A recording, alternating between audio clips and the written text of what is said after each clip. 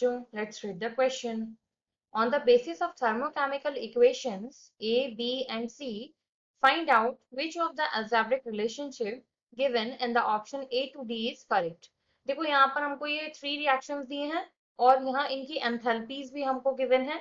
इसके बाद इन चारों में से कोई एक अप्रोप्रिएट ऑप्शन हमको यहाँ पहचानना है। यहाँ से इस क्वेश्चन में हमारा की कंसेप्ट क्या कहता है कि हमको यहाँ पर टोटल एंथैल्पी फाइंड आउट करना है और एंथैल्पी ऑफ रिएक्शन के बारे में हम यहाँ पर बात करेंगे। अब देखो यहाँ जो ए वाला रिएक्शन है इसमें हमसे क्या कहा जा रहा है कि ये जो कार्बन है यानी कि जो ग्रेफाइट है ये इस O2 से रिएक्ट करके यहाँ से CO2 गैसियस बनाता है।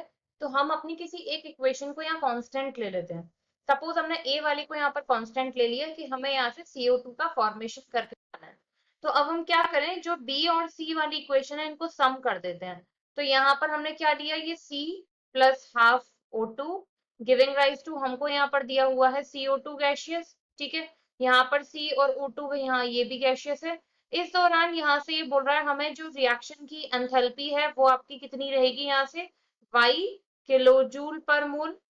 अब इसके बाद हमने क्या करना है, इसी में हमें सम कर देना है C वाली इक्वेशन का, यानी कि CO gaseous plus half O2 gaseous giving rise to, हमको यहाँ से क्या मिल रहा है CO2।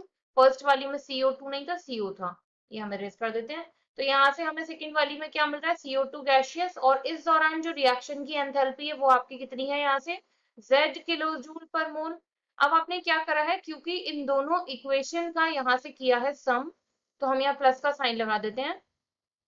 अब देखो यहाँ इक्वेशन में एक इस साइड CO है आपका, एक इस साइड CO है। अगर आप इसे इधर ले जाएंगे CO को राइट साइड, तो ये माइनस में हो जाएगा। इसका मतलब क्या होगा कि ये दोनों कैंसिल आउट हो जाएंगे। तो आपका फाइनल इक्वेशन यहाँ से क्या बचता है, C प्लस हाफ O2 मिलके हो जाएगा O2 giving rise to CO2, और यहाँ से CO2 गैसियस में अब आपकी जो फाइनल रिएक्शन की एंथैल्पी आई वो कितनी आई, यहाँ से Y प्लस Z।